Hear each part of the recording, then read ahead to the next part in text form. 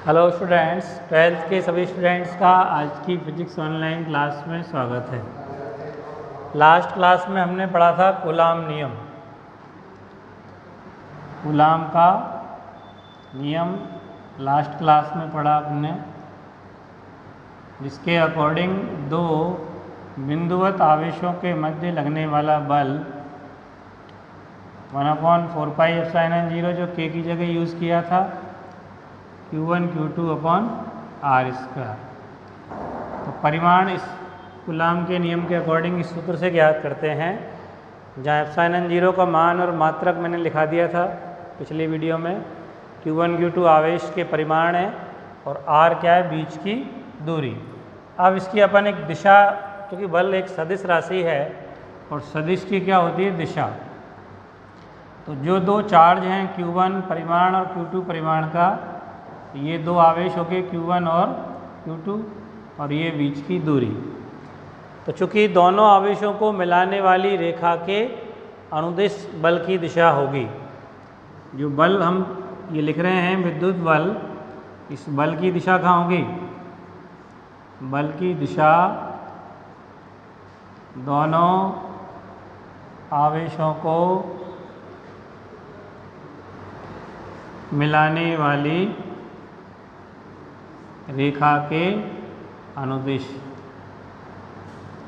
जैसे ग्रेविटेशन की होती है, क्योंकि ये सब के सब केंद्रीय बल हैं। सभी बल कैसे हैं, केंद्रीय बल। विद्युत बल, चुंबकीय बल, गुरुत्वीय बल, ये सब केंद्रीय बल होते हैं। इनकी डायरेक्शन केंद्र की ओर होती है। तो यहाँ पे भी दोनों आवेश एक दूसरे को विद्युत बल अप्लाई करेंगे, उसकी डायरेक्शन क्या होगी, दोनों आवेशों को मिलाने वाली रेखा के अनुदिश। अब चूंकि बीच की दूरी r है, इसलिए दिशा के लिए एकांक सदिश इस्तेमाल करेंगे r कैप। 11th क्लास में एकांक सदिश पढ़ाए कि नहीं? दिशा दिखाने के लिए क्या इस्तेमाल करते हैं, एकांक सदिश। जैसे पर्टिकुलर x डायरेक्शन होती है तो i कैप, y डायरेक्शन होती है तो j कैप, z डायरेक्शन होती है तो k कैप। लेकिन इसमें r की दिशा में ही दिशा है, इसलिए एकांक सदिश क्या काम में लेंगे, r कैप। r की दिशा में ही तो है। अब चूंकि अगर प्रतिकर्षण बल है तो प्लस r कैप यूज़ करेंगे, और अगर आकर्षण बल है तो माइनस r कैप यूज़ करेंगे। प्लस r कैप का के लिए है अगर क्या है, प्रतिकर्षण बल। क्योंकि प्रतिकर्षण बल क्या होता है, भार की तरफ धक्का देगा, तो भार की तरफ जाएगा, इधर प्लस x दिशा में जाएगा, इसलिए प्लस r कैप। और आकर्षण क्या होता है, अंदर की तरफ, तो इसलिए क्या होगा, उसके लिए आकर्षण के लिए माइनस r कैप। क्योंकि यह दोनों तरह का हो सकता है विद्युत बल। अगर समान प्रकृति के आवेश हैं दोनों, तो क्या होगा, प्रतिकर्षण। जैसे मान लो ये दोनों पॉजिटिव हैं, Q1 भी और Q2 भी, तो कौन सा बल लगेगा, प्रतिकर्षण बल। ये आवेश इसको देगा धक्का इधर, तो डायरेक्शन क्या होगी, इधर। और ये आवेश इसको धक्का देगा इधर, तो इसकी डायरेक्शन होगी इधर। तो दोनों आवेश एक दूसरे को प्रतिकर्षित कर रहे हैं। इस बल को हम क्या बोलेंगे, F21। 21 का मतलब क्या है, Q2 आवेश पर Q1 के द्वारा लगने वाला फोर्स। जैसे क्रिया प्रतिक्रिया बल नहीं पढ़ते 11वीं क्लास में, एक दूसरे पर बल लगता है कि नहीं, क्रिया प्रतिक्रिया। ऐसे ये भी हैं, इसने इस पे लगाया और ये इस पे लगाएगा, इसको क्या ले सकते हैं, F12 वेक्टर। अब चूंकि इस चित्र में क्या, कौन सा बल लग रहा है, ये प्रतिकर्षण, तो इसको अपन वेक्टर फॉर्म में क्या लिखेंगे।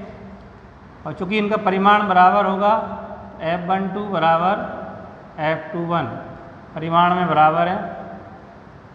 दोनों बलों का परिमाण एक दूसरे पर क्या है, बराबर। और क्या लिखेंगे, 1/4πε0 Q1 Q2/r²। और दिशा के लिए प्लस r कैप, प्रतिकर्षण है ना, इसलिए प्लस r कैप, बाहर की तरफ लग रहा है इसलिए। और अगर दोनों आवेश अपोजिट नेचर के होते, यानी एक होता प्लस का और दूसरा होता माइनस का, तो अब ये प्लस का और ये माइनस का, तो कौन सा बल लगेगा? आकर्षण। यानी ये आवेश इसको क्या करेगा? खींचेगा अंदर की तरफ। तो डायरेक्शन क्या होगी बल की? ये अंदर खींचेगा ना आकर्षण बल। कौन सा बल हो गया ये? F21, 2 पे 1 के द्वारा। इसी तरह से ये दूसरा आवेश भी पहले आवेश को अंदर की तरफ खींचेगा, उसकी डायरेक्शन क्या होगी? ऐसे। इसको F12 वेक्टर। यहाँ भी परिमाण बराबर होंगे F12 और F21 के, और मान के लिखेंगे 1/4 pi epsilon 0 Q1 Q2 upon R square, और दिशा के लिए क्या लिखेंगे? Minus r cap. तो अगर आकर्षण बल है तो माइनस आर कैप। कहीं किसी सवाल में भी अगर मान लो माइनस लगा हुआ है तो माइनस इस चीज़ का इंडिकेशन है कि कौन सा बल लग रहा है? आकर्षण। यानी कि अपोजिट नेचर के आवेश हैं, एक धनावेश है और एक क्या है? ऋणावेश। और अगर माइनस नहीं लग रहा इसका मतलब प्रतिकर्षण है, तो सेम नेचर के आवेश हैं, या तो दोनों ही धनावेश हैं या दोनों ही क्या हैं? ऋणावेश। तो इस तरह से अपन आवेशों के मध्य लगने वाले बल की दिशा ज्ञात कर सकते हैं। अब इस कूलाम नियम की कुछ लिमिटेशन है, सीमाएं कह सकते हैं या परिसीमाएं कह सकते हैं। परिसीमाएं मतलब बाउंडेशन। कूलाम नियम की परिसीमा का मतलब बाउंडेशन क्या है? नंबर 1, ये जो नियम है यह नियम केवल बिंदु आवेशों के लिए ही यथार्थ है। बिंदु आवेश मतलब पॉइंट चार्ज। पॉइंट जैसे छोटे चार्ज होते हैं, जैसे इलेक्ट्रॉन प्रोटॉन पे चार्ज हैं, के लिए ही यथार्थ हैं। तो पहली लिमिट यह है कि नियम केवल काय के लिए वैलिड है? पूर्णतया वैलिड पॉइंट चार्ज के लिए। बिंदु आवेश, बिंदु माने छोटा आवेश, जैसे इलेक्ट्रॉन एक छोटा सा आवेश है, प्रोटॉन का आवेश छोटा सा है, तो उन पे जो बल लगेगा उस बल को कूलाम नियम से एक्सप्लेन कर सकते हैं, कूलाम नियम से उसका मान ज्ञात कर सकते हैं। दूसरा क्या है? यह नियम निर्वात में स्थित आवेशों के लिए ही यथार्थ है। यह नियम केवल निर्वात में स्थित आवेशों के लिए ही यथार्थ है। मतलब जो निर्वात में रखा हुआ है, क्योंकि यहाँ पे जो अपन सूत्र में मान लिख रहे हैं ना, ये एप्सिलॉन नॉट क्या है? ये निर्वात की विद्युतशीलता। क्या है ये? पिछली क्लास में पढ़ाया था ना, ये क्या है?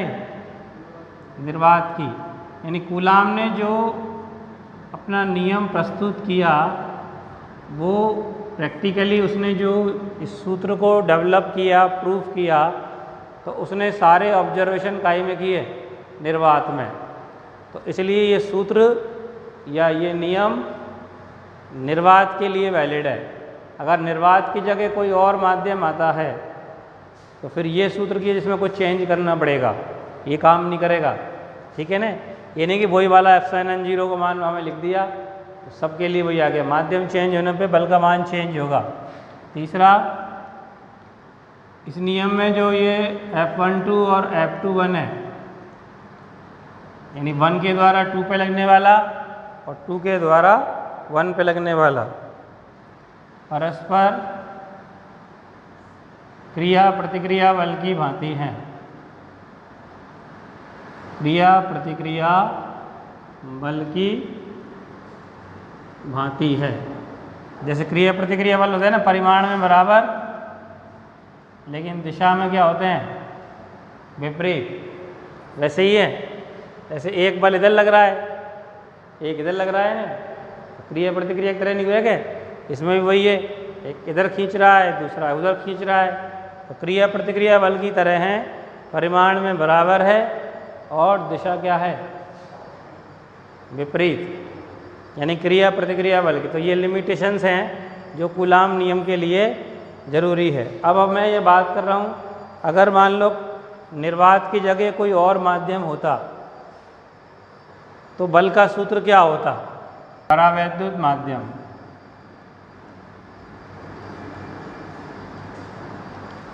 परावैद्युत माध्यम, डाइलेक्ट्रिक मीडियम।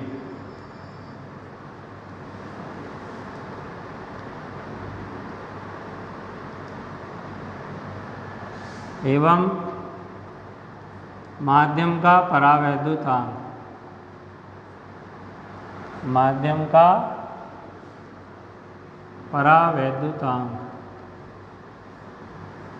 डाइलेक्ट्रिक कांस्टेंट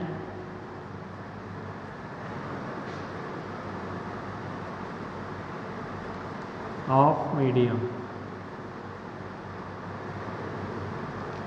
तो परावैद्युत माध्यम क्या होता है? माध्यम मूल रूप से 3 तरह के होते हैं। माध्यम तो समझते हैं ना, मीडियम जिसमें आवेश रखे हुए हैं। ये चारों तरफ हवा है वो भी मीडियम है, पानी है वो भी मीडियम है, कांच है वो भी मीडियम है, माध्यम। तो माध्यम मूल रूप से इलेक्ट्रिकली 3 तरह का होता है। नंबर 1 सुचालक,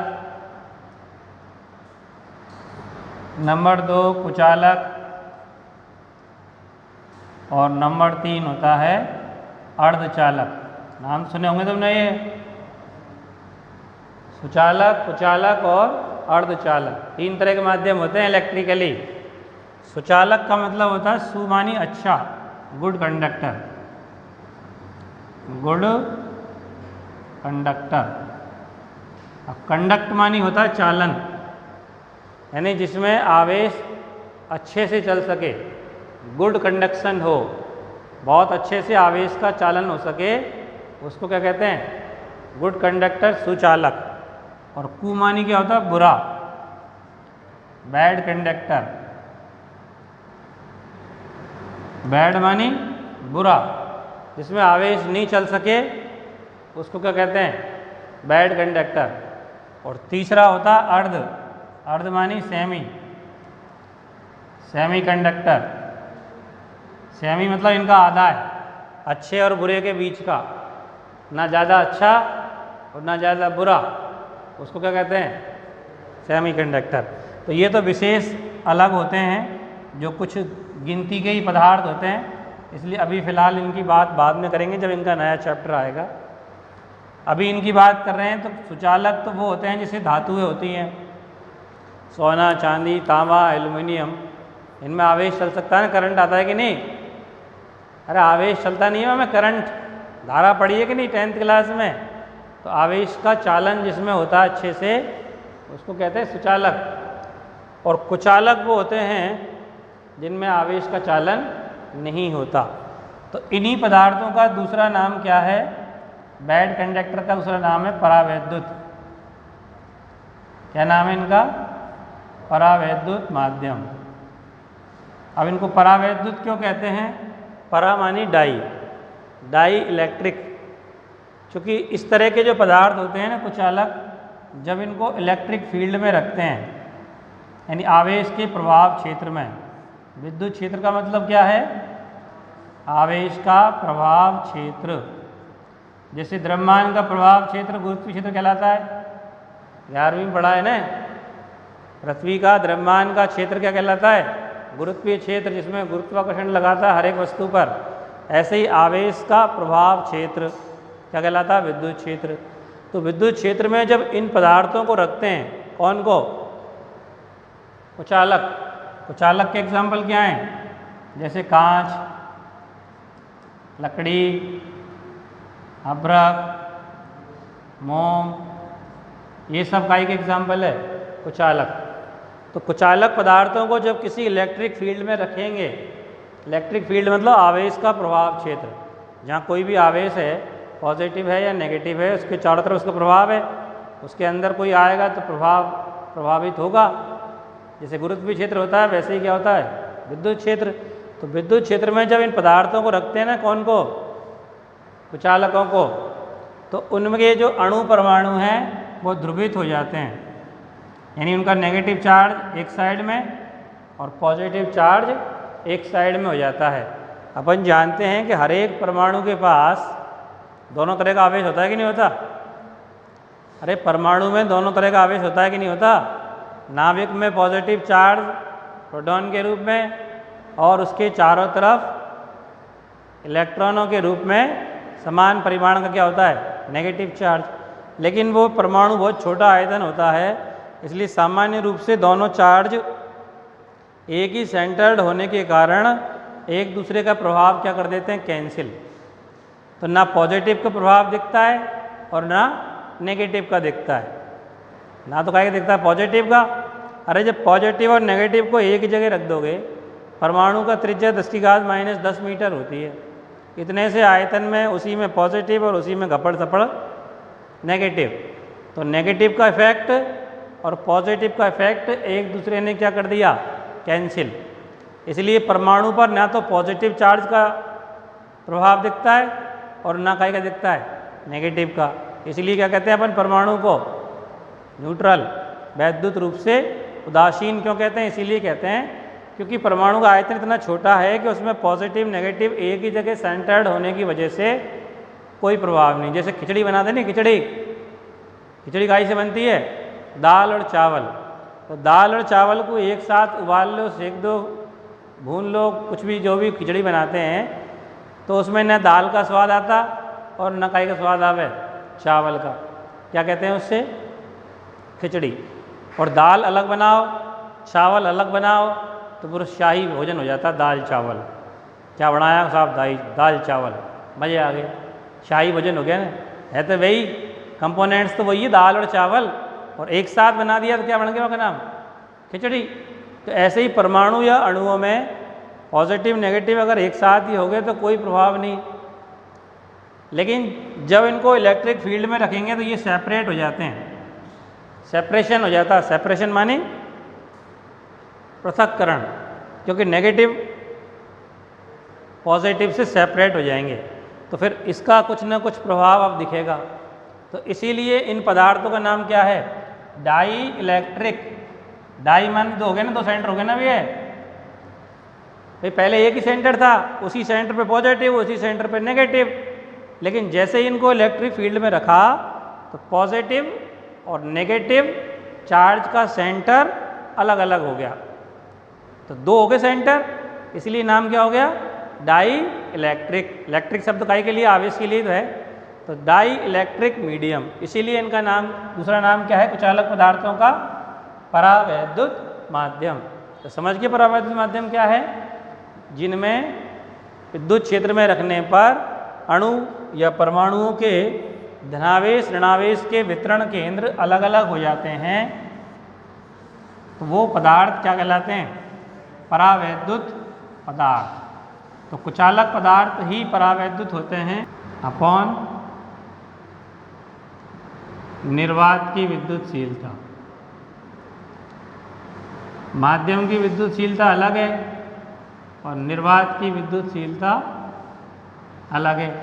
जैसे इन पदार्थों को तुम अगर निर्वात में रखते तो ये प्रक्रिया होती क्या, कुछ नहीं होता। ऐसा कोई पॉजिटिव नेगेटिव सेंट्रल अलग नहीं होते तो अलग प्रभाव दिखता, तो वहाँ निर्वात की एफिशिएंसी अलग होती। और माध्यम में रख देने पर, इलेक्ट्रिक मीडियम में रख देने पर इस तरह के इनका प्रभाव भी तो एक्स्ट्रा हो गया ना, ये भी तो चार्ज ही है, इसलिए विद्युतशीलता अलग हो जाएगी।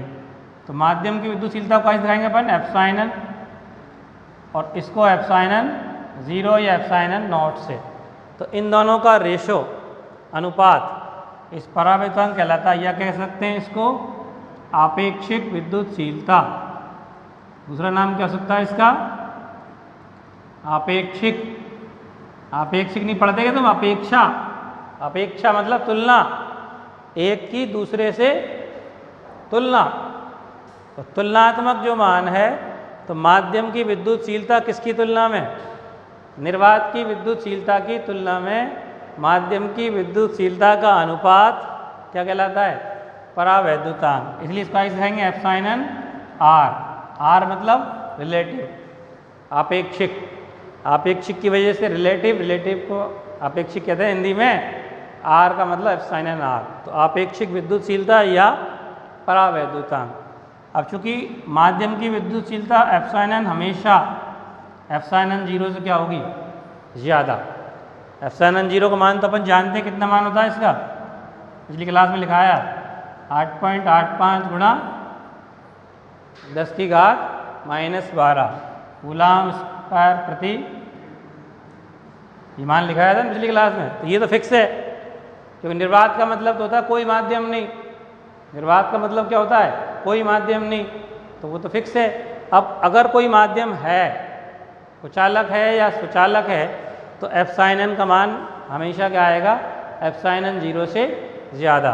अब इसको नीचे लिया है यहाँ पे, ग्रेटर देन क्या हो गया 1, यानी epsilon r is always greater than 1। किसी भी माध्यम का परावैद्युतांक हमेशा 1 से क्या होता है, ज़्यादा होता है। और धातुएं जो होती हैं ना सुचालक, उनके लिए अनंत होता है। सुचालक यानी कि धातुओं के लिए एप्सिलॉन आर का मान क्या होता है, इनफाइनाइट, अनंत होता है। क्योंकि वो तो उनमें तो चार्ज ही चार्ज है, चल सकते हैं उनमें चार्ज, आवेश चल सकता है, मुक्त इलेक्ट्रॉन पाए जाते हैं, तो उनकी तो विद्युतशीलता बहुत ज़्यादा है, इनफाइनाइट है, इसलिए परावैद्युतांक भी क्या हुआ उनका, अनंत होता है। तो इस आधार पर अपन जैसे बल की कैलकुलेशन करें, तो निर्वात में कूलाम नियम के अकॉर्डिंग बल क्या होता है, निर्वात में 2 बिंदु आवेशों के मध्य विद्युत बल कितना होता है, अभी लिखा है ना 1/4πε0 Q1 Q2 अपॉन r²। परिमाण लिख रहे हैं खाली, ये ना कूलाम नियम से। अब इन्हीं आवेशों को अगर कहाँ रख दे तुम, माध्यम में, परावैद्युत माध्यम में रख दो, परावैद्युत माध्यम में 2 बिंदु आवेशों के मध्य विद्युत बल, तो क्या सूत्र होगा, वही आवेश है, केवल माध्यम आ गया। पहले वो आवेश कहाँ रखे थे, निर्वात में, अब कहाँ रख दिए, माध्यम में रख दिए। कोई भी माध्यम हो सकता है। तो 1/4π, और अब क्या लिखेंगे यहाँ पे एप्सिलॉन। 0 तो निर्वात के लिए, माध्यम के लिए एप्सिलॉन, आवेश वही है। इसको चाहें तो अपन f' लिख दें।